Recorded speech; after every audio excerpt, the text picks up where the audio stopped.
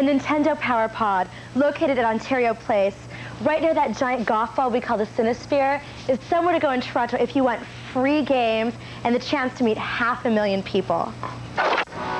Okay, Ron, for our audience, could you introduce yourself?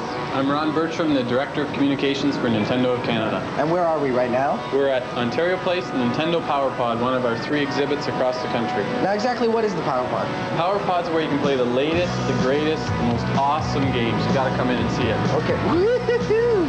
Now, how many games are there around here? I mean, I know you were starting to tell me, but exactly how many? We've got 60. In this facility here, we've got 60 different games. On all different hardware, Nintendo hardware? Yeah, on all different hardware.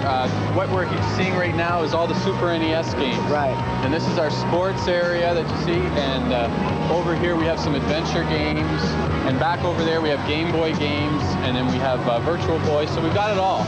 Now, what do you find is the most popular game that all these guys are playing when they come around? Well, the most popular game right now is Nintendo 64. Okay, who came up with the idea for the Power Pod here? Well, actually I did. We were looking, yeah. You're talking to the creator. You're the man? I'm the guy. Because I know there's a Power Pod here as well as in Quebec and Vancouver. That's right. Yeah, that's right. The idea was we wanted a place that kids could play in the summer that'd be really fun. What factors did you want to take into consideration when you built this place? Like, what did you want to have? We wanted to make it fun. Okay. We wanted to make it cool. Right. We wanted to make it not like an arcade, completely different. Because the difference between this place and an arcade is you can own everything you see in here. Everything you see is what you could have at your home. Now, do you get actually like advanced games here, like before anyone else? Do you get to test new games? Yes, we do. Really? Yeah, we get games about 30 days before they're released. So they're in final form, but they're before they go to the stores. Wow. The Rock, Alcatraz. And Sega of America, where they invited us down to check out all the new fall games. I'm supposed to look for this cool chick by the name of Angela. Sega of America, please hold.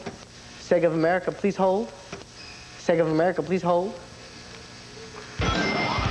Okay, Angela from Sega America, how are you? Good, how are you? Welcome. Thank you very much. Thanks for bringing me out. No problem. Now, what's with the Army fatigues? Well, it's Operation Revolution, full-fledged Sega warfare. And I'm about to be drafted. You are about to be drafted. Okay, let's talk about the hot news Sega game titles you guys have coming out for the fall. Great. And what's the first one we want to talk about? How about World Series Baseball 2? One of my favorites. World Series 2 has 28 stadiums, 28 real players and real teams, and tons of new announcements. And I can do all this stuff. I can trade players? You may. I can play like a season with all my buddies? Absolutely. I can create myself as well. Like, could I create a player and make it me? Babe Ruth, even. I could be Babe Ruth. You could. Now, this is the game. I gotta tell you, I was on the plane on the way over here, told this kid I was going to Sega and check out the new Sega games. He goes, nice, man, nice. It's gonna be amazing. It has his anime character, virtual flying, has a brand new peripheral, man. It's own controller, bro, though. It's 3D action like you've never seen before on the Saturn. Sega Saturn's Knight is created by Yuji Naka, who created Sonic the Hedgehog. Coolest thing about this, though, is 3D analog controller. This is the newest, the hottest. It's bundled with Knights. And you can use this controller with just this game? You can use this controller with the game, as well as utilize the D-pad through the digital mode and play any game that you formally have in your library. Really, eh? Yeah.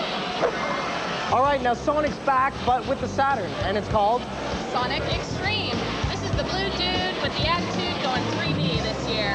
Really? Sonic hasn't had a game for 2 years, and this year he's on all 6 platforms. Now Sonic is full 3D. You see all sides of him like nothing you've ever seen before.